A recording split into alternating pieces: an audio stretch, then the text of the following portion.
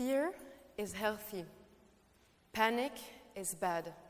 Why? Because panic is what's going to get you into trouble. You may have heard this true story of Queen Elizabeth II as she woke up in the middle of the night, all alone, face to face with a crazy intruder that climbed the walls of Buckingham Palace. Instead of panicking, she simply offered him a cigarette.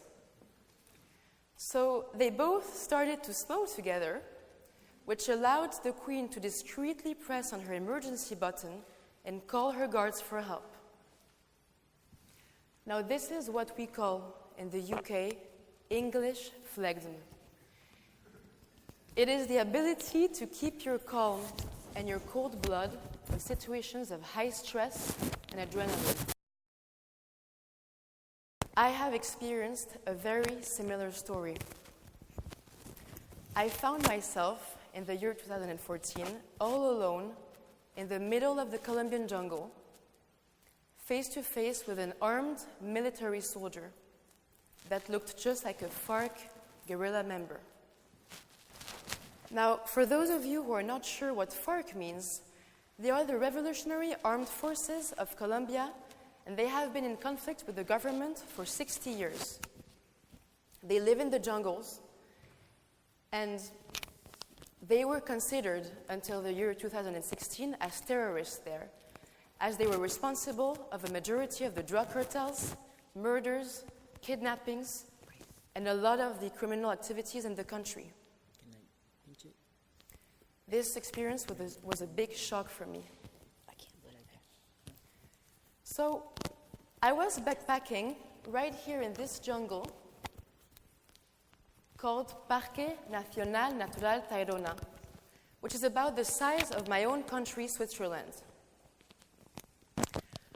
What is very important for all of you today to understand is that you do not know fully yourself until you've experienced extreme moments of adrenaline rush.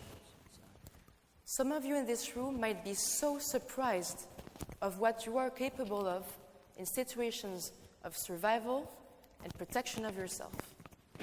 You might not even recognize who you are. Humans have no limits. So when we are facing an event that is life-threatening, what happens is there is an adrenaline rush process that starts. This fear response, also called the fight or flight response that happens in our body, can reprogram our brains in only a few seconds and lasts about an hour. This is what happened to me in that jungle. Adrenaline rush is beneficial. It has been for me. To have an idea where our adrenal glands are located, here they are, right above both of our kidneys. These glands are responsible of the production of what is called the cortisol hormones that are released in our bloodstream.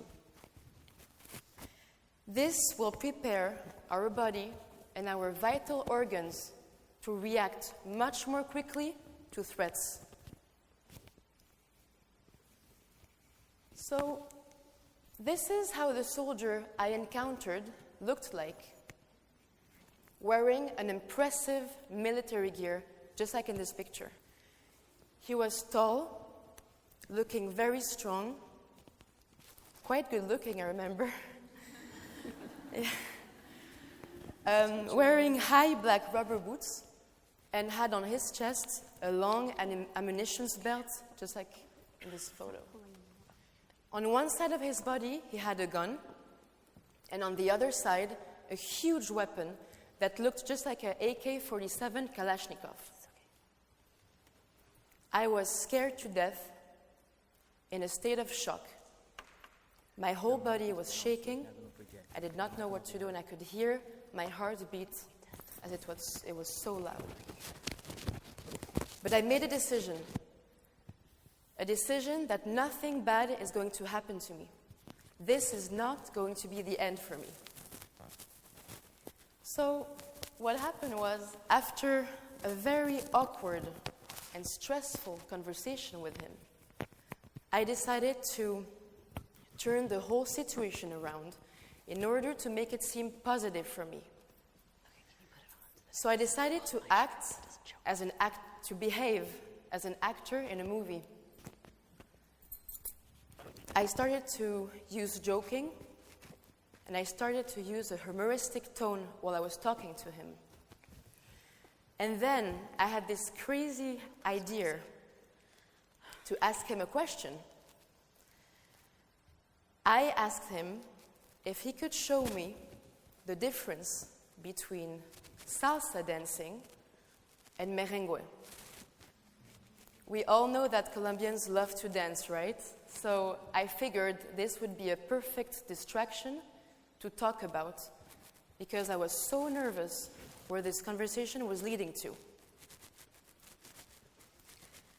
So, to my great surprise, the soldier was so glad and so excited by my question that he just took my hands, and there we were, dancing salsa in the middle of the wild jungle. And so, while he was showing me the moves and making me turn a few times, the only thing I could think of and focus on was how his heavy weapons were kind of swinging from one side to the other. It was absolutely out of this world. Because of that dance, I got out of this situation safely. Why? Because I gained time. I gained time for people to actually arrive by chance, and I wasn't alone anymore. In a state of vulnerability, you have to surprise your predator. You have to be a comedian. You have to enter into a new skin that is not yours anymore.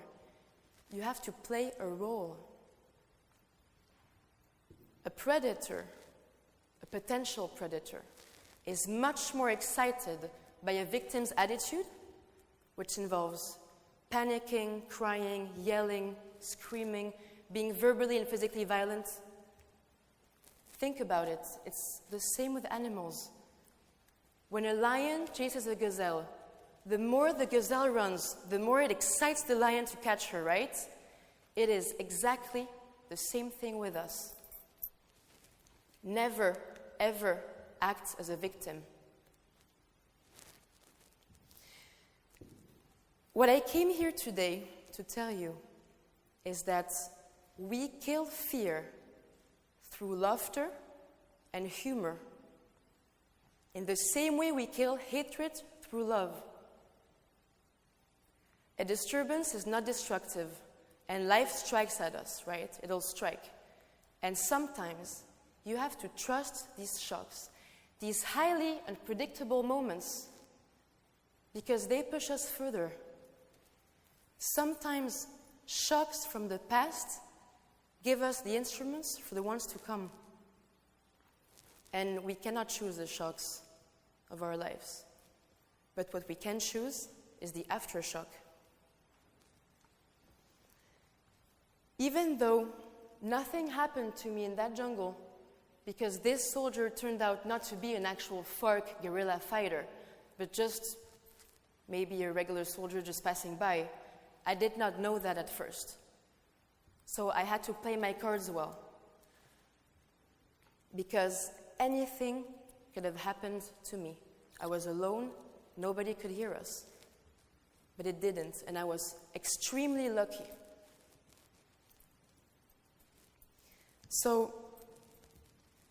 But the thing is, I don't regret this event happening to me because it taught me the most important lesson about handling dangerous encounters. And I don't see this event as a shock anymore, but as an asset. Except for the few white hair that I grew ever since. Fear is what keeps people feel ordinary. You want to feel extraordinary by knowing how to overcome it. It is an extraordinary thing when you understand that every word you say, every movement you do has an impact. Always think how the Queen of England reacted in her bedroom. We are defined on how we react to these encounters. Do what your predator or potential predator least expects you to do.